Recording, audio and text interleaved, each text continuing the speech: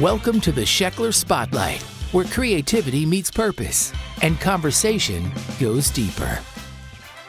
Join host Harrison Sheckler as he sits down with inspiring guests from all walks of life, artists, thinkers, musicians, and everyday heroes, to explore the stories that shape us, uplift us, and connect us. Now here's your host, Harrison Sheckler. Hi, I'm your host, Harrison Sheckler. Today, I'm joined by someone whose story embodies resilience, faith, and purpose, Lauren Leonard. From the sidelines of the NFL to the front line of healthcare, Lauren has worn many hats: four-time NFL cheerleader, emergency room nurse, mental health advocate, and now tech entrepreneur. After facing rejection, heartbreak, and hidden pain behind the scenes, Lauren experienced a powerful encounter with God that transformed her life. That encounter didn't just redirect her career, it reshaped her mission. Now, as the founder of Outlast Audio, she's helping others navigate their darkest moments with on-demand mental health support. She's also a devoted wife and a proud new mom to a miracle baby boy. We've got so much to talk about today, from her time cheering for the Cowboys and Dolphins to launching a platform that meets people where they're hurting most. The spotlight is now on you. Lauren Leonard, welcome to the podcast. Oh my gosh, what an intro. I want to take that and copy and paste it to my website. Oh, well, I'm honored to have you on. I think you're a really interesting person, and I'm excited to dive into your story. So we're going to go back to the origin. I always do this with my guests. Just what were you like as a kid growing up? What was your family like? And then how did it get you to the point where you are today? Yeah. Okay. Buckle up. I'm ready. I'm buckled. So I'm originally from Detroit, Michigan. I come from a family of 5 kids. Chaos everywhere. My mom had 5 in 5 years. She's nutso. Whoa, that is wow, busy. Yeah, but it was the most beautiful chaos, and we had so much fun growing up. Our house was always the fun house. Like there were people everywhere, always doing stuff. And I went to actually a Catholic church, a Catholic school growing up. And I was maybe a freshman in high school when we transitioned over to a non-denominational church. And that's when I was like, I'm kind of feeling this God thing. I'm kind of understanding it a little bit more. And it was less of my parents' faith and more of, I'm beginning to kind of work through this. And went to high school. My story really of how all this mental health stuff started, how all this dance stuff, really everything kind of began starting in high school. And the whole story of my life has a bunch of crazy, wild things that, those testimonies that would like blow your socks off. Oh yeah. It has those, and the Lord has like spoken to me and been like, hold on a second. That's not where I have your testimony, which is the coolest part about this, because basically in high school, I just felt this really sense of unbelonging. Like I felt like I didn't belong anywhere. And I had a great group of girlfriends. They were wonderful, but I was always on the outside a little bit. I danced, they did school sports. Like, I just always kind of felt like I was just one step back. And in that, I kind of had a whole plan of how I was going to go to college, and I was going to go with them, and I was going to dance on the dance team so I could still do that. And I was going to go to nursing school, and God was like, nope, nope, nope, nope, you're not doing any of that. And I found myself in a super, super broken place. And I ended up at a college that I didn't want to go to. I couldn't get into nursing school. I kept getting denied. I mean, it was just one thing after another, and found myself in a really, really broken place. And more to the story that we can get into later, but I found myself in South Florida, transferred schools. I radically found the Lord. And I ended up moving schools to a small Christian college. I went to nursing school, and the rest is history. Ended up on the Miami Dolphins, Dallas Cowboys, and now I'm talking to you. Yeah, well, that is a huge jump from just going to nursing school and then all of a sudden you're working for, an NFL team. Yeah. How did that career path come into play? I'm curious. God. Okay, well, tell. Okay. So at this point, I have been walking in my faith for quite some time. And, just was after I became a nurse, it was like all I wanted to do, and I'm helping people every day and I'm loving it. And I said, Lord, if there's something else that you have for me, like I need you to like whack me over the head with it. And I was getting my hair done. There was a sweet girl that I didn't know. She was doing my hair for the first time. And she said, I think you should come try prep class. And I did. And I fell in love with it. I had been the full part of my story. I'll kind of get into a little bit more of my testimony because this is kind of like it kind of, you know, uh, I don't know, stairwells into it. Perfect. When I was in high school, really kind of feeling that unbelonging, everything seemed fine on the outside. And that's something that I think so many people experience, right? People in high school, college, whether they have a job, they have put on this nice front. And behind closed doors, it's a totally different story. And for me, that is exactly my testimony. And that's where I feel like the Lord has really pushed me to talk about, because some of the crazy things that have happened in my life are kind of things that would never happen or very rarely would happen. And it's the being able to talk to people who are like, yes, I'm like that. I go to work and I go to school and everybody thinks it's okay. And I go home and I lose it. And I'm a mess on the floor of my bathroom.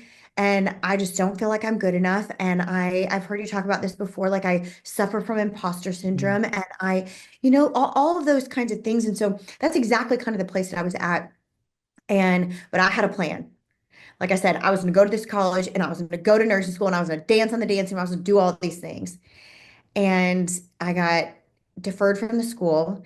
I froze in my college audition, like froze. And I had done a million auditions. It was awful. And I ended up, and I got denied from nursing school 3 times. And so, Oh, so wow. God was just super, super closing that door.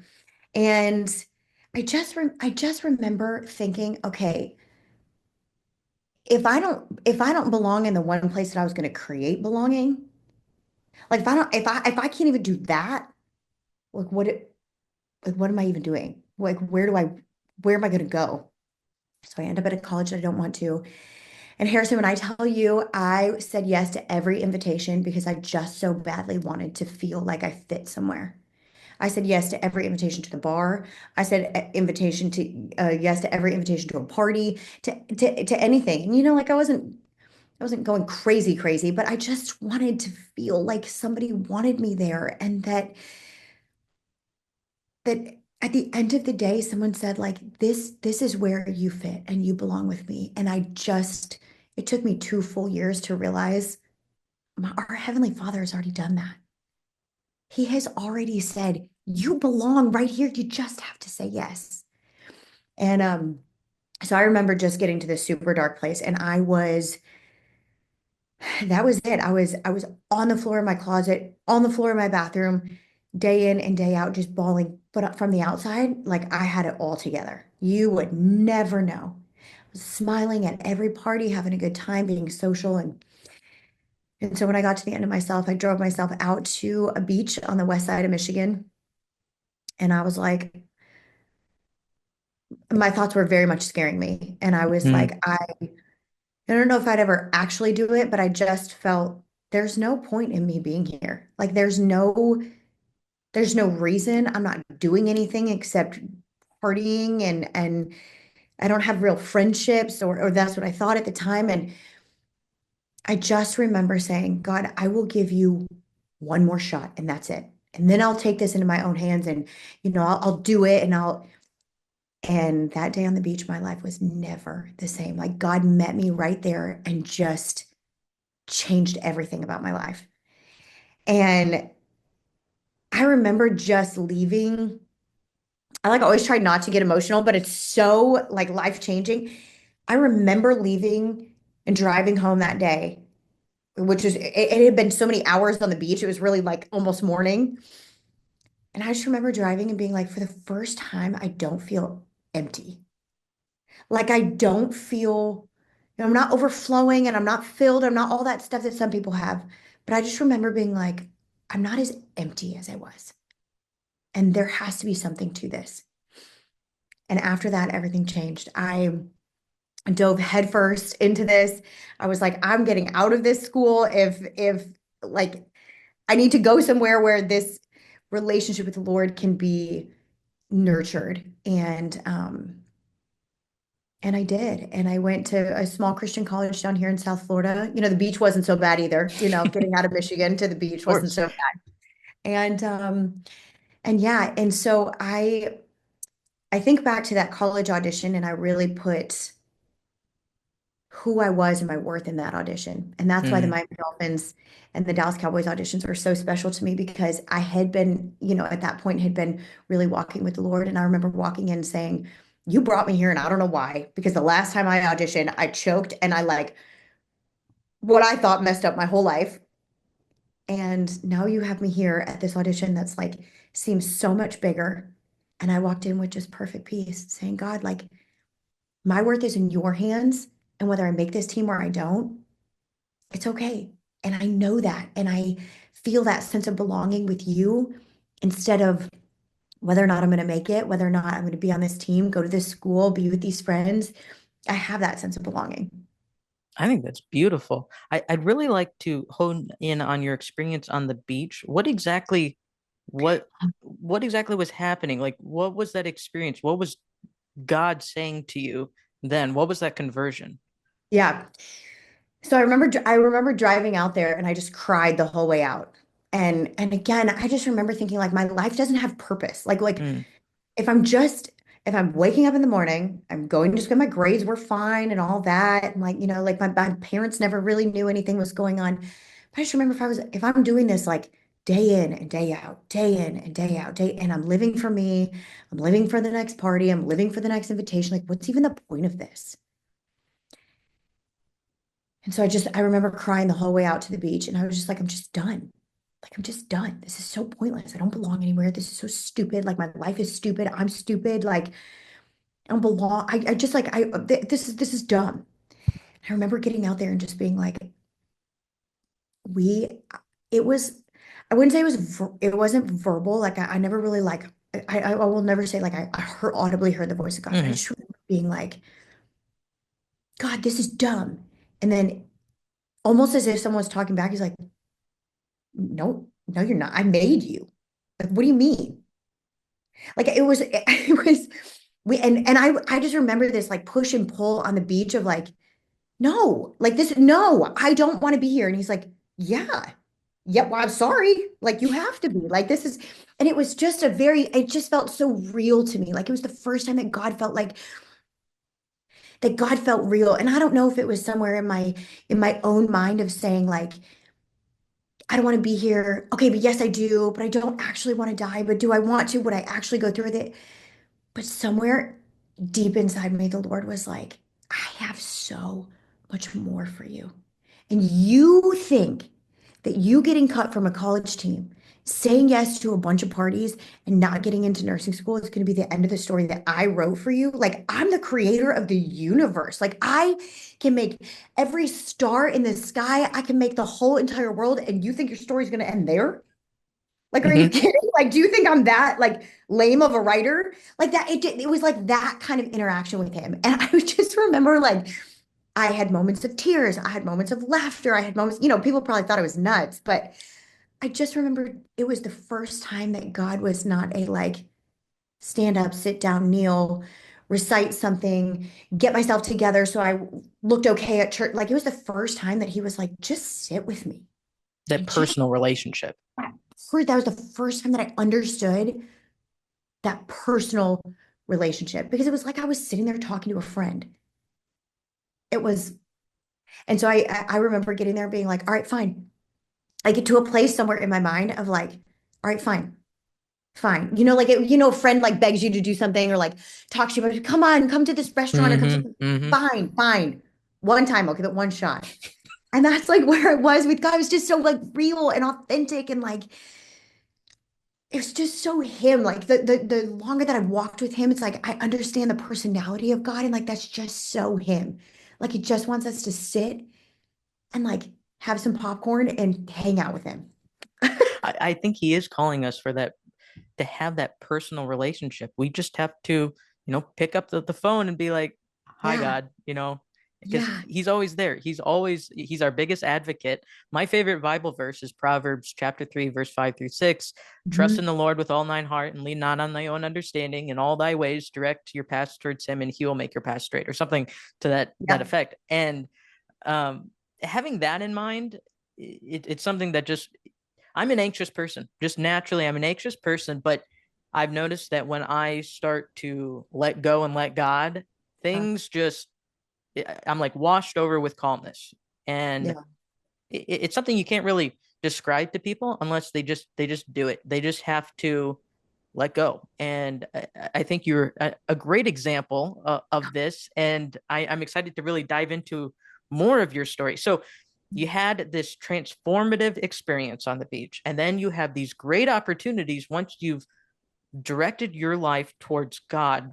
Mhm. And I mean, you said you had that faith background, but now you're like, okay, God, you're taking hold of the wheel, right? Yeah. With that in mind, that path in mind, where has it taken you? I mean, obviously with cheerleading and everything, and we can dive into that too. I'm just, what are all the positive things that have come into play? Yeah. Oh my gosh.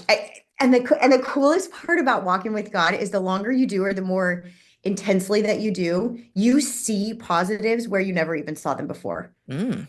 And that is like, there's the big things, of course, like being able to cheer in the NFL, being able to cheer for the Miami Dolphins, and then going and cheering for the Dallas Cowboys and like traveling to visit our troops and, being part of show group and doing all these shows and literally finding the absolute man of my dreams, who I am convinced was like woven out of angel's wings. I don't know where, like, he is just the greatest thing to walk the planet. I swear he hung That's the a moon. blessing. Oh, and our miracle son, my husband and I had difficulty getting pregnant. And like the Lord has just been so faithful and not, I think when I say this, I want to stress like it's not just because everything has been great, but within the hard times and within the trials, God has been so great within the trials that, like you said, like you don't have to be anxious. You can just walk through them. So yeah, the opportunity to cheer on the Dolphins and the Cowboys is just like once in a lifetime. I got up and moved to Dallas on my own, found a job that like worked perfectly with my schedule. I made the most amazing friends. Like they're just, again, they hung the moon too, like probably right there along with David. I mean, they're just amazing. Um, People who have just rallied around my faith journey. And they're just incredible blessings. I then was able to move back to Florida. Again, not a bad place to have to come back. No. Truly married the man of my dreams. And it's when you walk with God, I just like, I want to stress this so much because this was something I really didn't understand for a long time. When you walk with God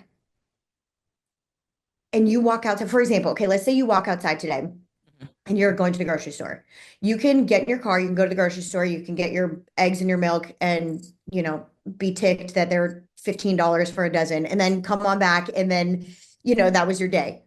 Or you can wake up and you can say, "Oh my gosh, I can't believe I'm able to walk to the bathroom right now. How cool is that my legs work? That's awesome." And then you go to the refrigerator and you open it up and you have a choice. Is it, "Oh, I don't have eggs and milk. I have to go to the store." Or is it, "Holy cow, I have a refrigerator with cold, fresh food. This is incredible. I have a roof over my head. You grab your car keys. I get to drive. This is awesome." Like everything begins to turn into a blessing. You see things as like, I didn't see that before. I didn't notice that before. You're walking out the door and the doorman at the front door is like, "Hey, how are you? Well, stop for a second. Let's see how they're doing. Let's see." Like everything turns into an opportunity to be a light for the Lord or to find a blessing. It's like just your whole vision of life changes. And so when you say like, what are the good things? It's like there are a lot of like big good things, but like my vision of what those good things are is what's really changed. When you have an attitude of gratitude and you are more intentional with everything, Mhm. I believe we program our mind in a way. Uh, it's a composite of things that we put into ourselves. So if you are putting, let's say, things that aren't really God directed, your Mhm. mind's going to spiral into this into this realm of things that you don't want to be a part of, right? And so that leads to, I believe, leads to depression, because we have an absence of something that we're called to, which is God, this Yeah. journey with God. And what I see with people is when they start to, because like you said, we have a choice. We can either ignore the things around us, or we can be grateful for them. And when you keep incrementally saying, "Oh, I'm thankful for this. I'm thankful for this. Wow, I really do start noticing those blessings." Yeah. Honestly, I think it changes the medical or the chemical makeup in your mind, because Yeah. you're focusing on the positive, and your mind starts to realize this, and it directs your path. And I'm interested because you have a medical background, I'm sure. Yeah. It the mind's an interesting thing, and we go to what we focus on. And if you're focusing towards happy things and godly things, everything just kind of falls into place. And I'm sure you've seen that as well. Yeah. Yeah. And it's not, and it's again, kind of like how we both said it, it's not to say that everything is always good, No. but it's no matter what within those trials, you're seeing the good. And Mm, so in a lot of the research that I've done and partly with Outlast Audio and working with a lot of these, one of the things, or I don't even know if this is a real term or if I coined it or whatever, but it's called, I call it intentional perception. mm. Intentional perception is being so incredibly aware and intentional about how you're perceiving things. And so I also talk about perspective reframing. So the difference between perspective shifting and perspective reframing is the ability to literally have intentional perception of reshaping what it is, reframing what it is and how you see situations, not seeing a situation and then shifting. So if you can, Okay. yeah. So when people say like, oh, well, let's shift your perspective, let's shift your perspective. If shifting your perspective becomes the norm, then you're perspective reframing because you have reframed then how you see the world. That intentional perception becomes who you are, how you see things on a day to day instead of the voluntary act of saying, okay, I'm going to shift my perspective. It really, like you said, kind of builds into your DNA and your chemical makeup. Yeah. Oh, I love that. That's that's perfect. I'm gonna take that. Go for it. Go Yeah, for it. that To is that share it is as far as we can. so how, in a world, a secular world, and let's say Uh-huh. your experience with the NFL, and people have different, they're not always following Christ, or they have other interests, let's say. How do you balance that? How did you go about that, where there might be some outside influences that, or temptations, like let's say in cheerleading, Yeah. how do you balance that? Yeah, that's a great question. I will say most of the cheerleaders are really strong in their faith. And that, Seriously, yeah, yeah, that blows my mind. yeah. That And you know what? I will be like being totally raw and real with you. I thought the same thing. I grew up in Detroit and we didn't have cheerleaders at the time growing up. And so my first kind of introduction to cheerleaders, I thought the same thing. I was kind of like, not my thing. Like I'm walking with the Lord. Like that's not my, and Lord, I was so wrong. I was so wrong. And I remember beginning to get to know them and beginning to hear the heart behind what they do and why they do it. And I will say I took a little bit different path. On both teams, I chose not to shoot for the calendar. Uh, mm-hmm.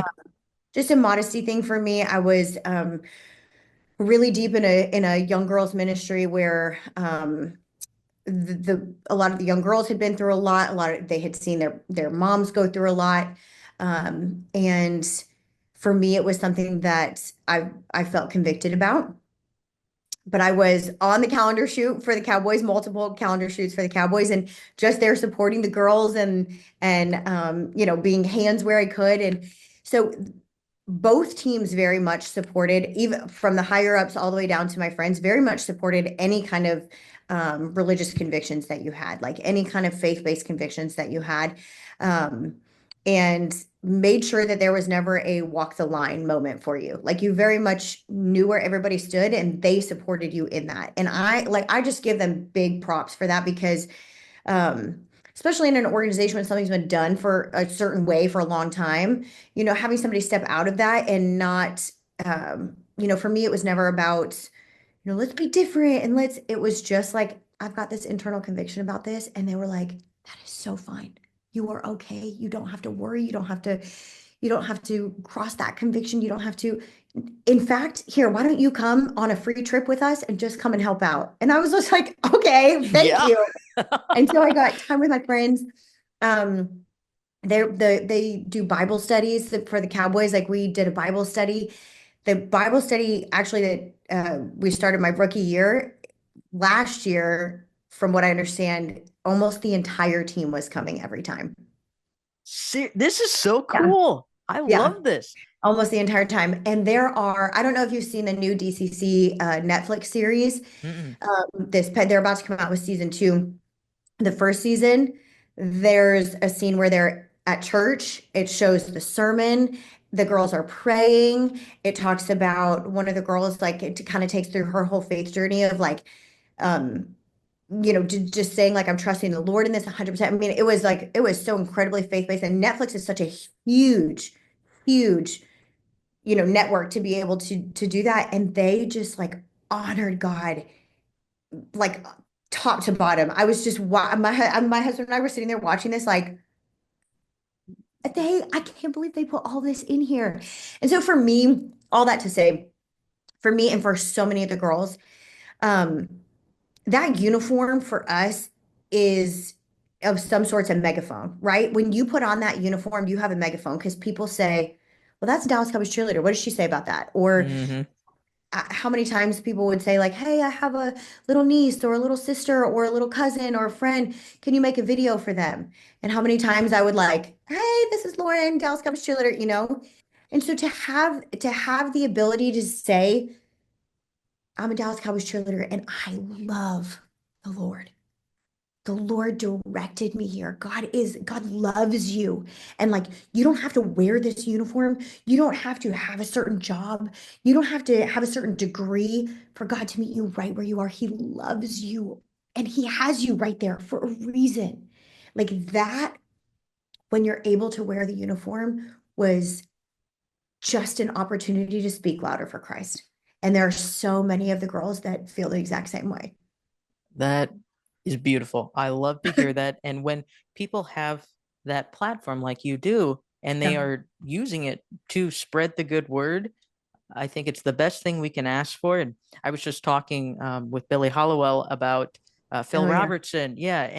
And his example of like the Duck Dynasty, that they were praying around a table. So I do think we're seeing a shift now back to a more Christ-centered focus, even in our digital media and online. And I just hope it keeps going in that path because it's so Yeah. cool. It is So so cool. cool. And Now, like, have you seen all this stuff about the revivals on college campuses and all of that? I mean, it's oh yeah. crazy. Well, what was that? There was that one, was it in Kentucky or that it lasted for like over a week? It Yes. was so cool. And they were, singing praise and worship music, and Yep. people from all over the world were coming. I mean, Yep. I think it's so cool. And it kind of reminds me of that movie. What's the one? Jonathan Rumy's in it, and he's Oh, he's a hippie in it. yep. Um, Oh gosh. it's Surely between the two of us, we'll be able to think of it. Hold Jesus. on. Oh yeah, what is? Oh my gosh, here. Let And me. it's like in the hippie times, and then they go and there's the small church, and then he becomes part of the small church. Yeah, and then like they have this whole, what is that called? Okay, Jonathan Rumi movies. It's gonna come up. As Oh, soon as you Jesus Revolution. Jesus Revolution. Yes, yes. Yes, yeah, Oh, and that so was such a good movie. It was so good. it was so inspiring. And you mentioned you had this former Catholic background. I'm a Catholic, Hmm. and I thought it was so cool though how in the movie the pastor, he sets up these walls, right? And Yeah. he's kind of like, oh, I don't want to let these people in because they're just different. And I think it should be this certain way of how we have to go about praising the Lord. And then when he kind of let his barriers down and saw the human side of all these wonderful people and saw the Yeah. dignity of life in others, it just kind of opened the floodgates and all these people came. So if anyone hasn't seen Jesus Revolution, I think that's a great movie, and it kind of goes along with this revival culture that we have. I think it's really awesome. Yeah, so good. Definitely watch it. I want to shift our conversation towards your mental health, being a mental health advocate. Well, obviously you have your testimony and your own struggles that you've experienced, but what started Outlast Audio? I'm really curious about this. Yeah. So the idea of this came really kind of in phases. There's a quote, and I heard it from Rory Vaden. He says he's not the first person to say it, so I don't know where originally, but it says you're most powerfully equipped to help the person you once were. And I love that because I never forgot how low it was to be in those moments. And when I was at college, the college I didn't want to be at, and I felt like I wasn't fitting in anywhere. I felt like I was so lonely. I was the only person that was feeling this way. Like, behind closed doors, I was a wreck. And I remember thinking, like, one day when I'm out of this, pretty much right after that night on the beach, I remember saying, one day when I'm out of this and I'm on the other side, like, I'm going to come back and help the people that are still in this place. And so that had been my prayer for years, and I just remember saying, like, okay, God, just reveal this to me when I'm supposed to. And a lot of people go through kind of an identity crisis when you're done cheering, because for so long you're like, oh, the Dallas Cowboys cheerleader did this, or the Dallas Cowboys cheerleader did that. And like, once you no longer hold that uniform, a lot of people go through this phase of like, who am I without that? Am I still enough without that uniform?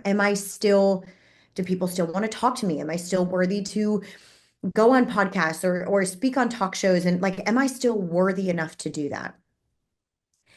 And I remember almost waiting for that to come, kind of in anticipation. And it's the duty of the people who retire first to like go back and tell the people like, okay, I went through this, like, you're probably going to go through it too. And people did that to me. And I remember kind of waiting for that. And God was like, you already did that. Like, you already had this whole identity thing.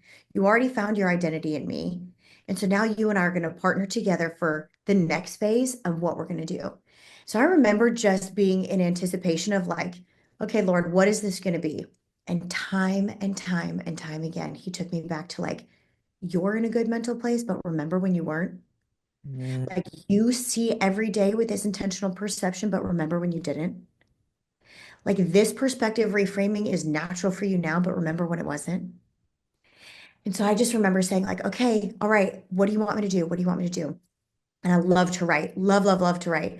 I remember my husband being like, when we first met, I'm like, I'm at Starbucks writing. He's like, for what? I'm like, I don't know. Whatever God has next. I don't know, but I am. And so he and I were on a hike in DuPont State Park in North Carolina. We were on a trip, just the two of us. And I'm out on this like little waterfall thing. And I had another like time with God. Really, those are the two like kind of life-changing moments that I had with God. And I remember sitting there being like, I can't believe this is my life.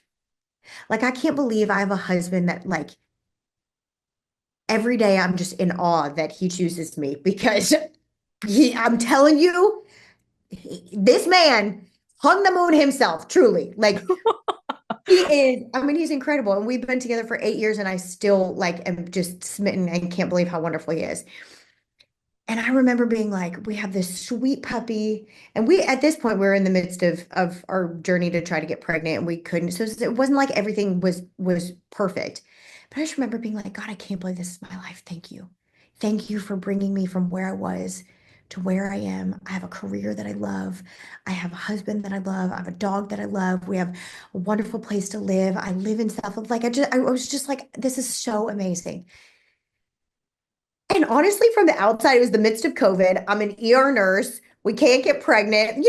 Like you can look at it either way, right? So we get back on the trail and tell my husband, I just had the most beautiful moment with God. And he's like, tell me about it. And I'm telling him about it. It's like, I just wish like in 3 weeks from now, when like work sucks and like, it's been a long shift and I'm really trying to like reframe my perspective and all that, like that I could just have something to remind me. And he's like, well, why not? Why don't you? That's my very logical husband. And he said, he pulls out my phone and he goes to the record and he's like, record it. How do you feel right now? Tell me everything you're telling me, record it. So I was like, okay, all right, I can do that. That's like not that weird. I can do that. And so I remember recording it. And we come home from that trip and my husband had bought this like ratchet Amazon microphone. And he's like, I want you to really record it, like really record it. And let's just see if you use it. So I like re-recorded on this microphone. It's like sounds all nice, you know. We get music placed to it. I'm like, okay, this is like actually kind of cool. And like 3 weeks later, I listened to it. I was like having a moment and I listened to it. I'm like, okay. 3 weeks later, I listened to it again. 1 week later, I listened to it again. I'm like, okay, I'm like actually kind of using this. So what do you do when you come up with an idea and you want someone to validate it, whether it's a good idea or not? You call your mom. And that's what I Yeah. did. Yep. So I called my mom, like, Mom, this idea might be totally stupid. Like, I don't know, trying to like justify why I have it. And I'm like, can you just listen to this and tell me this is like totally dumb? She like calls me back and she's like sobbing and she's like, oh my gosh, that's exactly what I needed. I can't even tell you. Like, I was just praying about X, Y, and Z, that everything that was in, and she's like, I can't believe how intentional this was. It's just like touched my heart and blah, blah, blah. And so what's the other thing that you do when you don't know if the idea is stupid, but you don't want her to tell anyone? Make sure you tell her not to tell anyone because she was like, here, this would help so and so, and this would help so and so, So she's like telling all her friends, and so I start getting calls like, hey, do you have one on this topic? Or hey, do you have one? I've been feeling like a little bit depressed. Like, do you have anything that might be able to help me for this? And all of a sudden I was like, wait a second, like we might be onto something. So I just remember being like, Lord, I need you to take this. Like, is this supposed to go down a faith-based avenue or a secular avenue? Is this supposed to go down an avenue where I write this or somebody else writes this? Am I supposed to? And I was like, I just need you to guide this. So this is you and not me. Your words, not mine. Your project, not mine. Your company, not mine. And so he just made it clear every step of the way. And so now we have contracted licensed mental health professionals from across the country. We have several hundred of them in our library across 12 different emotions. So truly anything that you're feeling, anxiety, depression, anger, loneliness, fear of failure, grief, if you're struggling with sobriety, you can go there, you click onto that tile, and the true words of licensed professionals have been written, recorded, edited, and placed to music that you can use. They're all between 3 and 5 minutes. And it's something you can pop right in your ear. And there are strategies and exercises and breath work and meditations and anything that that professional would tell somebody in the moment of what they're dealing with. And our goal was to take out the who do I go to? Do I really need therapy? Do I have to sit down and talk to someone? Or hey, I have a therapist, but I don't meet with, it's Tuesday and I don't meet with them until Friday.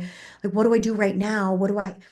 I'm at work, I have a meeting, I'm so anxious, like I have to pull it together. And so this is that bridge. We're bridging that gap of the place that they call it getting lost in the hallway, where people would get lost in the hallway of appointments or emails or callbacks or who do I talk to? Do I really have to talk? We're taking that and saying, use this in the meantime. That is genius. And honestly, that's Thank you. genius. I, Thank I don't you. I don't really know anything else like that. And We haven't found anything either. So wow, well, that's God. That's God directing your path there. And how do people find this? How do they get involved in what has been some of the well, obviously you had the reception of all the moms, but what has yeah. been the once you launched it, what's been the reception with it? Yeah. So it's right now it's a website. And Hmm. basically what we're doing is trying to figure out like what is the most used, what's the least used, Hmm. how can we tweak it? And we're really like, we're still kind of trying to get feedback. We launched actually right before I had my son, so crazy time to launch a company. But we're really kind of and I think probably for years we're going to be figuring out and always learning like what is tracking and what's hitting the best. Sure. Our goal is to turn this into an app so that it's super easy. But what you can do now is if you go to outlastaudio.com and you subscribe, it's $9.99 a month, and you have access to all of it. And in that, you can go onto the website and you just add it to your home screen. So you can access it like an app Mm, from your phone. So it's a web app at this point. perfect. Um, and the response has been so cool because it's being used for things that I never even thought of. I use this example these last like couple of weeks, but somebody wrote into us a couple of months ago and she said, I have to tell you, my son got into a fight at school. He was in high school. He got into a fight. And I'm like, oh gosh, where's this going? This email, like, where's this going? And she said, he's gotten into fights before. And she said, we had to go and have a meeting with the principal. So the parents of both of the kids, both of the boys and the principal, they said that they stopped before and listened to a recording before they began the mediation between them to like kind of bring everybody down. And I was like, No way. I never would have even thought of that in a million years. No. Like in a million years, I never would have thought of that. We had a girl write in a couple of weeks ago, and she said that she has had a boss that she is like so intimidated by. She's so afraid to talk to. And she said she gets anxiety every time that she wants to talk to. Not that the boss was mean or like anything like that. She said, I'm shy. The boss is not. And it's an authoritarian boss, but not mean or anything. And she said, I was able to listen to one of those anxiety recordings and I was able to walk in there just like calm, cool, and collected and actually express my thoughts. It's like, this isn't like anything groundbreaking, but like just to be able to be there for somebody in the moment that they're feeling anxious, like she probably wondered, like, am I worthy enough to have this conversation or to voice my concerns? And it's like for us to be able to be there. I had one last example is I had a friend who had a family member that passed away, and the family, just prior to walking out to the funeral, listened to one of the grief recordings. It's like those are the things, we built this for people who are anxious or depressed or going through those things, but it's once you hear the stories of where it was actually used, I'm like, oh my gosh, yes, that's exactly why we did this. And so it's been really, really cool to be able to hear those like very personal stories. That's so exciting. I'm gonna check it out and I'll share it with Yes. others too. Wow, I wonder what it is. We as humans we want that personal relationship with other humans, and I think this kind of gives people that connection that they need. It sounds like because I mean, I've said it before, we are suffering from a world of loneliness. We don't really have those relationships, cultivate those relationships that we need with others, and we need a pep talk once in a while. Exactly. Yes. And to have this at our disposal to use when we're really down. I that's such a beautiful thing that you're doing, and God bless you on this ministry, this life path that God has laid out for you, because I'm sure there's going to be a lot of surprises ahead coming Yes. forward. Yeah, that's this is so cool. It's kind of blowing my mind right now. Thank you. Well, Yeah. actually, what I'll do is as soon as we hang up from this, I will go on and I'll create a code for your listeners. So we'll do like a month free. So your listeners can check it out. So we'll put it, Oh, I'll that'd be perfect. code Sheckler Spotlight.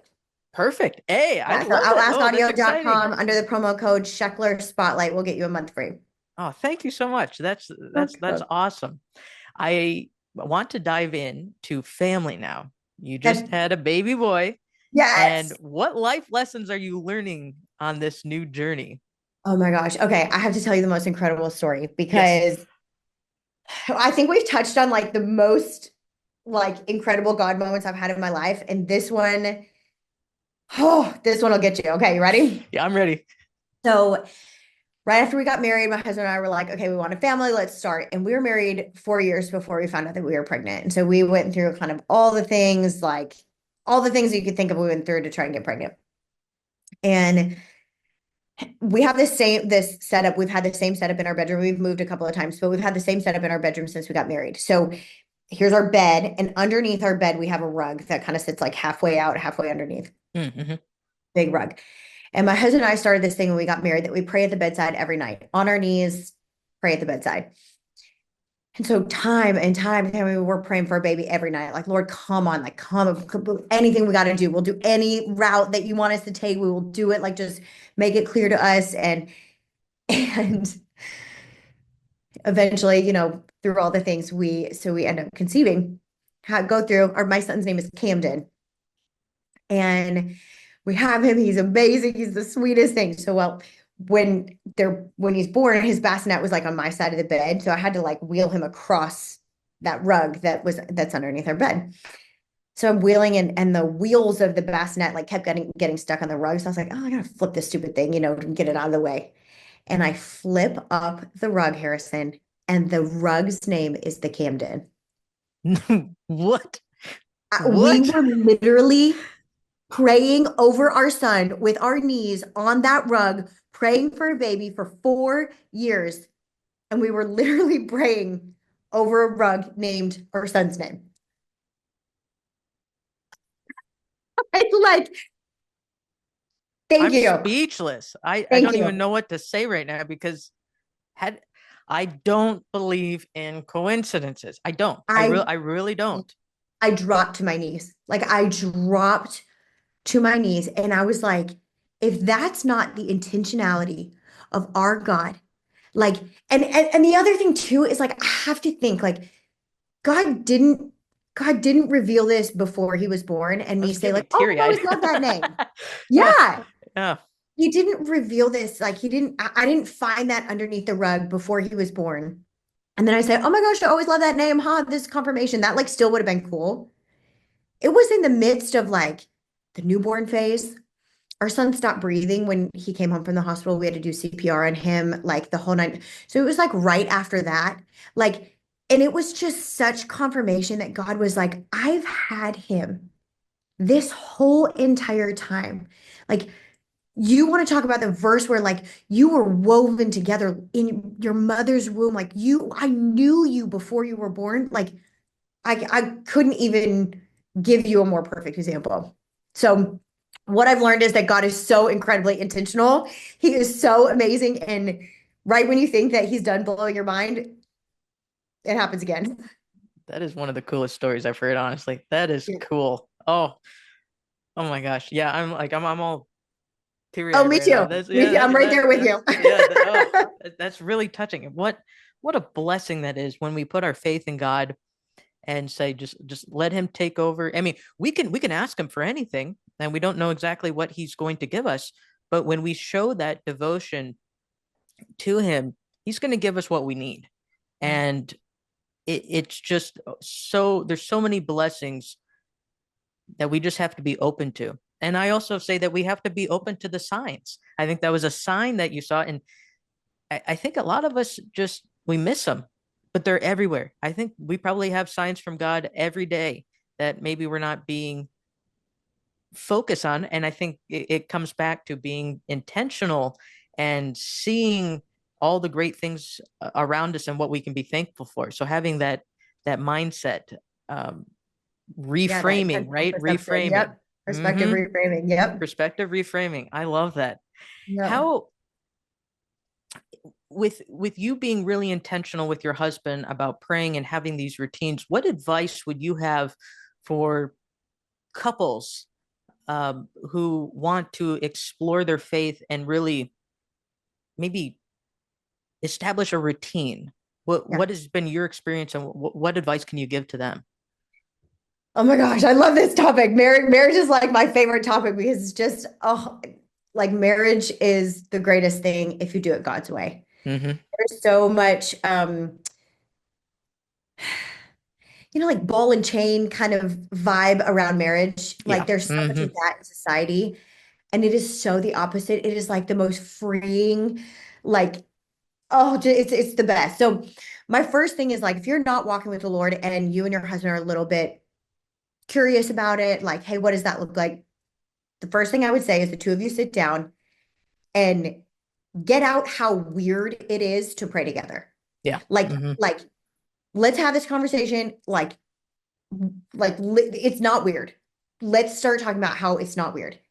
And then what I would do is to start slowly praying for with the normal things, before dinner or something like that.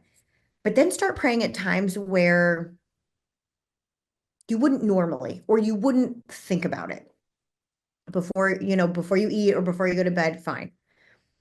But you wake up and you're about to leave for work. Say, hey, let's try it. Come on, let's give it a go. Come on, come here, hold my hand.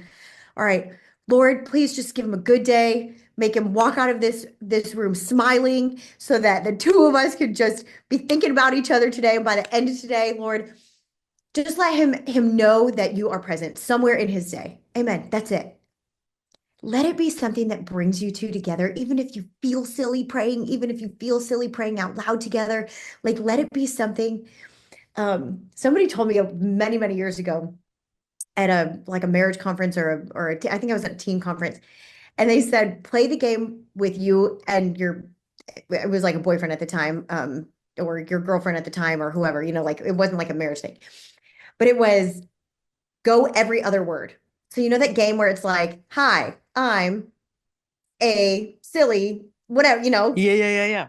do that, but do that so that you kind of get the nerves out of praying. And so the two of you are making up a funny prayer between the two of you, and it just gets that, like, just get the weirdness out of it. So that would be my first thing is just make it not weird.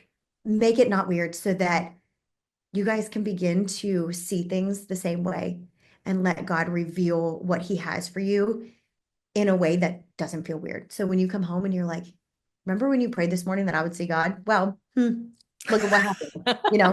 You prayed this and the Lord answered because somebody bought my coffee this morning and said, Jesus loves you. Those kinds of things, because they will show up if you're looking for them. That is great advice. I love that.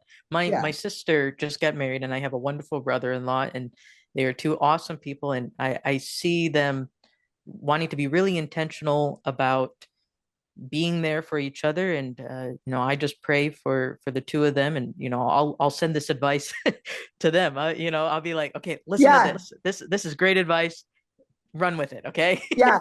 I love it. I love it. Let me know how it goes. I will. And I think they're doing a great job, and I really admire it. I'm single. I'm still looking for that, that person, but there's so many great examples. Hey, like there's a you. shout out. Anyone that's listening, Harrison's single. Thank you. Thank you very much. But finding someone who has that like-mindedness of, has the same values, and Christ's values, is so important. And it's something that really strengthens your marriage. It really is the thing that you can lean on. And it was kind of interesting. I just interviewed someone who they're a divorce coach, and it's kind of it's an interesting profession, but I do think there's, unfortunately that is something that people deal with, and it's very hard, and they kind of need someone to talk them through it. But how do we kind of avoid getting to that place where we even have to have that? Honestly, give the God thing a try. I really think that's the key. It is. It really is. 100%. 100%. And 8 years, right? 8 years married, right? We've been together for 8 years. We've been married for 5. Okay, married for 5. And you're smitten with your husband. Oh, smitten. Smitten. Like we just went on our first date. Yeah. And it's like this all the time and I think, again, it's that intentional perception. Like, does he do things that drive me crazy? Yeah. The man cannot put the top of a Tupperware on the bottom of a Tupperware to save his life. Like, he runs a business and he's the smartest man I know, but to find the square and put them together just is not a thing for him. Mm-hmm. So, like, are there things that drive me crazy? Yes. But like the intentional perception and that ability to reframe your perspective so that you're not trying to shift every day, right? We're not shifting every single day to try it, but you reframe that and it's, oh my gosh, he didn't put the Tupperware on the top, but the way he looks at our son is the most like incredible thing I've ever seen. And so I don't care what top is on what Tupperware at the end of the day, like, or the way when he's walking out for this is probably TMI, but when he's walking out for work, we do a 6-second kiss every morning because the 6-second, after 6 seconds is when, all those happy hormones are released. We do that 6-second kiss. He walks out and I'm like, I love him so much. Like, I just love him so much. And it's that the way he leads. And I'll one more thing to just please brag on my husband, because he's the one. You were talking earlier about how you're a little bit anxious. And I would say I live a little bit high strung too. I'm very outgoing. I'm always on the move. I'm always doing something. And so in that, I tend to be a planner. Like, for example, we are, God willing, going to be growing our family. And I'm like, okay, well, we live in a condo. Like, we have 2 bedrooms right now. Like, we're going to need more square footage. So do you think that we should start like looking now? Should I start getting this place ready to list? And then where are we going to live? And like, and all those things, I think as a woman, like I just, I'm doing 17 things at once. And David's like, God will open a house for us. I'm like, oh, yeah. Yeah. I was thinking the same thing, and like, or I get into these, okay, well, we need to plan this and we need to plan. God's got it. Why are we worried? Yeah. Why are we, I'm like, it's really that simple. Like, it's really that simple. He's like, yeah. Has he ever not figured it out for us? I'm like, okay, good point. Like, he's like, well, he's not going to start now.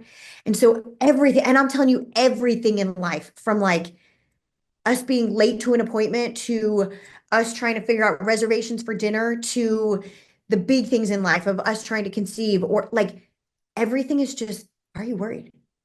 Yeah. God's got it. And so like that, when you marry someone or you date somebody that has the same values as you, that is the kind of peace that you can rest in every single day. And I mean, I am learning from him every day, because my brain doesn't operate that way. And so to live in that kind of peace is like, that is spiritually leading a household, because there is no anxiety with him. There is no panic with him. It's just pure faith. I have never heard someone talk like this about their spouse. Honestly, this is one of the coolest things I've ever heard. Like I'm being genuine right now. Like, Yeah. this is so special. I feel like everyone is so focused on nitpicking little things, and you are just walking in faith, the both of you, and I'm excited, where this journey is going to take both of you and your family, and what God has plans, because I totally see this Christ light around you, and you're just like showing it, and you're not afraid to share it. Sweet. That is it's awesome. That's what we're called for. And you're a prime example of that. And just don't let up. Okay. Oh, that's so sweet. Yeah, no. And if you need a pep talk, listen to the website. There you go. I know where to find one. You are doing amazing things, and I'm this is a blessing that you were willing to share your time with me. So just thank you so much. And before we end, I want to tell you, what you're doing it is not easy to do a podcast. It is not easy to like blindly reach out to people and to ask them for their time and to share their stories and to come up with do your research on them and to come up with the right questions and to navigate a discussion to the way that, is going to glorify God in what they have to say and share their stories. And so I just give you a lot of props, because it's not easy, and you're being faithful to what God's called you to do. And I'm praying for you. I hope that God just blesses you and brings you to some incredible speakers that people can tune in and just listen to this. And I'm proud of you, and big props to you. That means a lot. Thank you very much for saying that, because it's not an easy journey. And what I love is I'm interviewing people from all walks of life, even people who don't have a Christian background, but I think we need to hear from them, and we can learn from their stories, and it maybe will strengthen some of the opinions that we have, and maybe help us break down some of those barriers that we didn't know we put up, and we can learn in the process. It's been really cool just on the few months that I've been doing this. So thank you for saying that. Yeah, absolutely. And I've listened to a few of them. You do a great job, and you've had some really cool guests. Oh, you're so kind. Thank you. You're making. And actually, yeah. Haley, the singer that you had on. Oh, Haley Jones. Yeah. I found her music because of your podcast. So look at that. So I actually didn't even know who she was, and I listened. I'm like, this girl's amazing. So I'm streaming her work and that kind of thing. So it's working. Oh, awesome. I'll tell Haley. She's going to be ecstatic about that. Well, thank you. Thank that. Oh, I'm so excited right now. Well, okay. So now we're to the rapid fire round. Yep. 1 minute round. I'm ready. Questions. Okay, you ready? Okay, wait. What's the most amount that somebody's gotten? I think it was I don't I think think this one's. Annie had 7, if I remember. Yep. Yeah. The number of completion, right? And Yeah. I went back and I had to confirm. I was like, oh yeah, she was right. 7. Let's see. I think someone got over. I think it was like 15 was a lot, but Oh they were my like, gosh. Okay. yeah, All right. I don't know. And I tried to tailor the questions, more towards the person. So we'll see if this is gonna set you up Okay. for success or. I'll try to be fast. Okay, let me pull up my timer here. Where did it go? Okay. Are you ready? Here we go. Okay. Whew. I'm ready. Okay. Miami or Dallas? Oh, come on. Detroit Lions. Oh, okay. ER shift or a stadium performance? Stadium. ER. Ah! I know this is difficult. Okay, Stadium performance. one word to describe your faith journey. Grateful. Favorite Bible verse right now? Ooh, James 1, 2, and 3. Go-to worship song? My testimony. Something you tell your younger self. You're worthy. Favorite memory as an NFL cheerleader? Ooh, when I fell in the mud. Most underrated spiritual discipline? Ooh. Oh, I don't know. I think they're all underrated. Just one really good one. Oh, I don't know. That's really tough. Oh, and in a minute. And in a minute. I gave you hard questions. I really those do. were hard. Ones were to hard. think about, and I hit you right off. Anytime someone says Miami or Dallas, I'm like, they're just so different. I don't know. And then I give this whole explanation. I'm like, we don't have time for that. I know everyone wants to justify why they're saying what their answer is. And yeah, I think maybe one of the disciplines could be just praying with your partner, like what you said. Yeah. Just creating a routine. Yeah. I love it. I have like 5 going through my head. I would say probably praying with your partner is a difficult one. I would probably say underrated, not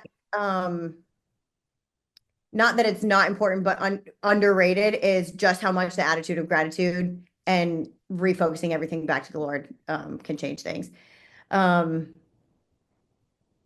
would also say, and I don't know if this would, obviously reading your Bible and those kinds of things, but I would say, I don't even know if this is a spiritual discipline, but stopping for each conversation and finding God within those conversations, or finding where God is not in those conversations and inserting him into those conversations. I think that's probably my answer. That's really good advice. That's hard. That's super hard to do. But I like that. I think I'm going to take that with me too. I'm at 4 minutes now, probably. It's okay. It's okay. I feel like I could talk to you for, hours. Oh, totally. Yeah. That's going to be a 3-hour podcast. Yes. Yeah, exactly. Well, hopefully, I would love to meet you in person sometime. Maybe we can have another discussion in person. Definitely want to have you on the podcast again, because I really love your insights.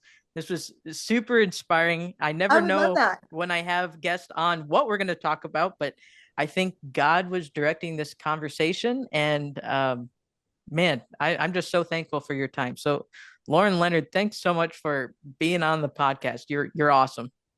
Thank you so much for having me. I'm so grateful. Absolutely. Thanks for listening to the Sheckler Spotlight with your host, Harrison Sheckler. If you've enjoyed this episode, be sure to subscribe, follow, and share the show with a friend. New conversations drop regularly, so stay tuned. And thanks again for listening and being a part of the journey. Follow Harrison Sheckler on social media and visit harrisonsheckler.com to learn more.